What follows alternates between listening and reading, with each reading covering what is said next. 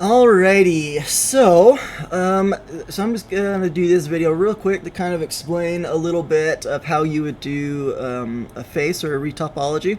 So what you would want to do is, if you don't already have a face made, I would find a base mesh or a face somewhere that you could do, and this is how you would set up doing retopology.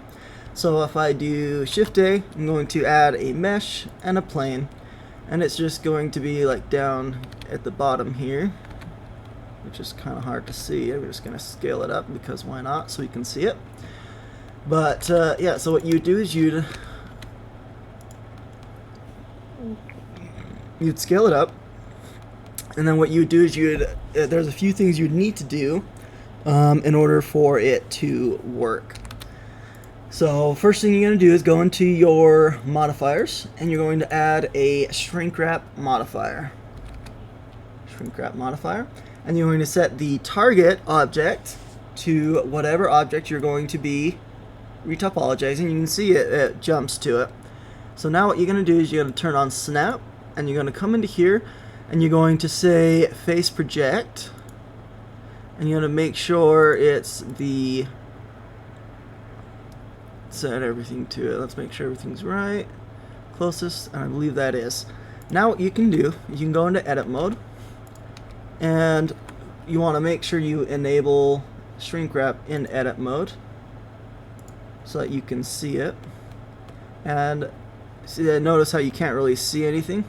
That is very simply because it has less polygons or less geometry. So I am going to go to our object data here, or object properties, go to visibility, or nope, viewport display, and I'm going to click in front. So now you can see essentially what's happening with the geometry here. Now what I'm also going to do is I'm actually going to turn on this setting in the modifier that's called on cage. That way, even though basically this right here is showing the difference between edit mode and the shrink wrap, but I just want them to be one and the same. That way it's a little more seamless as I'm moving it around. So now what you're going to do is you want to make sure that all of this, so I'm going to move it down around here, and we're just going to start over here. Oh, there we go. And it's just going to be snapping to it. And you want to start with the eyes the majority of time. There's a few main loops and you can start with any one of them. I always like to start with the eyes. But essentially what you do is you take these and you go around the eye. And this is way too big for the eye, so I'm just gonna come down and bring it in. So now all you have to do is press extrude and go around like this, and go around the eye. Now if you look, you can see as you're moving it around, it is sticking to the mesh, and that's exactly what we wanted, right? So, and then you just go through and try to make them look, or try to make the polygons as square as possible. But at the same time, you're not too worried about the shape right now. What you're worried about is the amount of geometry, right? So the important thing with retopology is the fact that it's meant to reduce the topology while keeping it efficient. So your main goal right now should be to get your main loops in without having too much geometry. Like, so for this one, I'm probably actually going to dissolve this edge here so that it's not quite as heavy, because if you go too heavy at the very start, then essentially you have a ton of geometry everywhere and it's kind of hard to work with. But so you'll want to always start with this. Now what just happened there with the extruding around and everything, you're basically going to do that with all the main loops. And to kind of like explain to you what the main loops are, right? So going to do something real quick, and I'm actually going to go here. Alright, so with the face, there's a few, a few main loops that you've got to look out for, and you want to do that with. So you have a loop that goes around like this. You have a loop that comes around like this. You have another loop that comes around the mouth like this. In fact, let's finish that off. There we go. Whoops.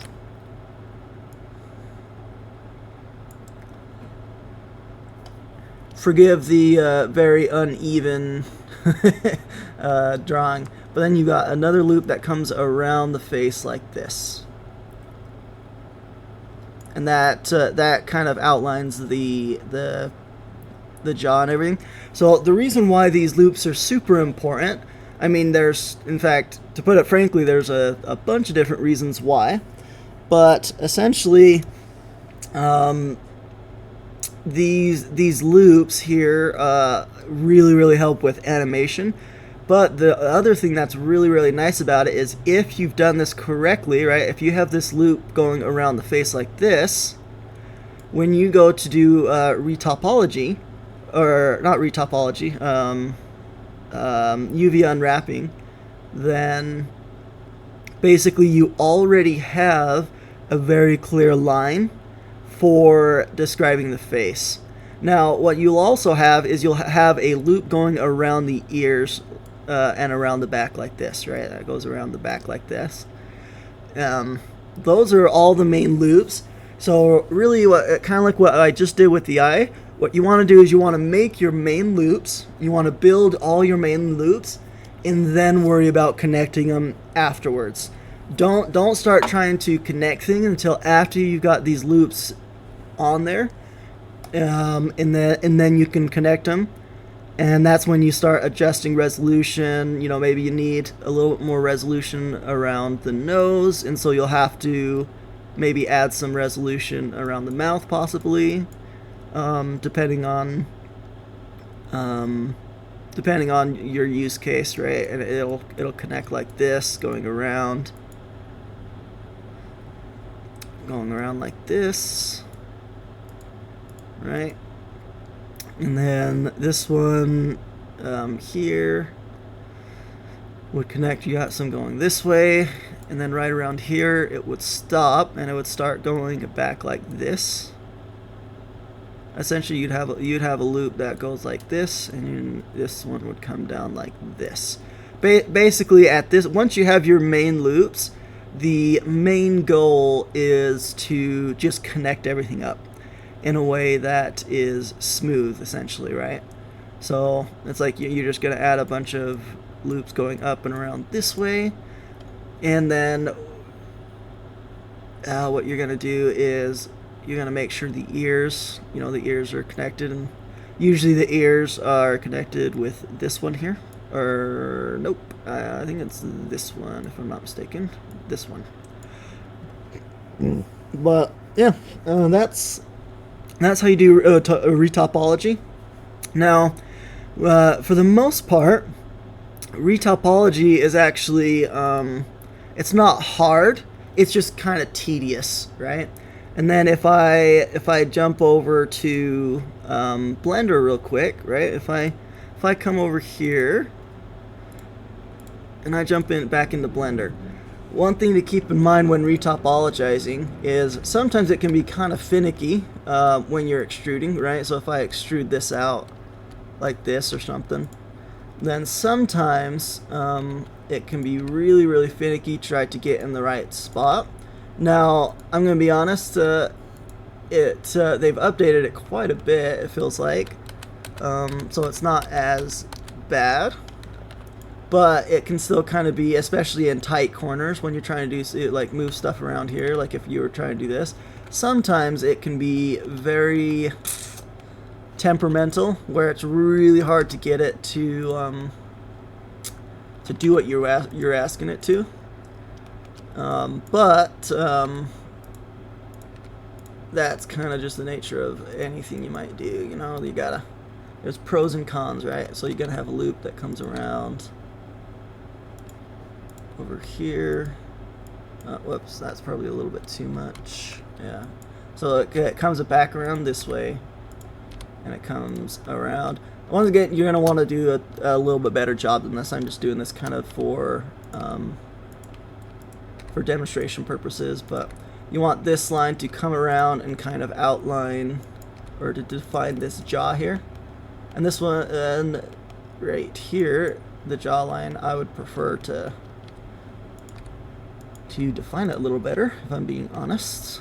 But yeah, so one thing you want to do around this point for sure, if not before you do anything, is turn on the mirror modifier, right? So if I turn on the mirror modifier, then it will do it for both sides, so you don't, and you want to turn on this clipping option here, so that when you come to this point, the vertices automatically merge together, like this, right? Same with the top here. I'm just going to extrude, connect those, and then once again there's a loop that goes around the mouth here. There's a loop that'll come from the top of the nose. Let's go to lasso. That way I can actually draw it. There we go. So keep in mind that there is there's a line that comes around like this. That goes around from the top of the nose down to the bottom of the mouth here. And then there's a loop that comes around the mouth like this. And then on the ears, you'll have a loop that comes around the ears like this, and you'll connect it here. You'll basically add some connections here, and it'll connect to this face loop as it comes around here. So basically these polygons that are here will connect over here. And then these ones will around the back will obviously go around the back of the head and connect with just the skull loops. So yeah, that is the gist of how you would retopologize and add a face that is animation ready. Now, as you get around some of the joints and that kind of thing, then there is a lot more, or a little bit more, like techniques that you'd want to do to make it deform better. But for the face, that is kind of the basics and kind of the way it is.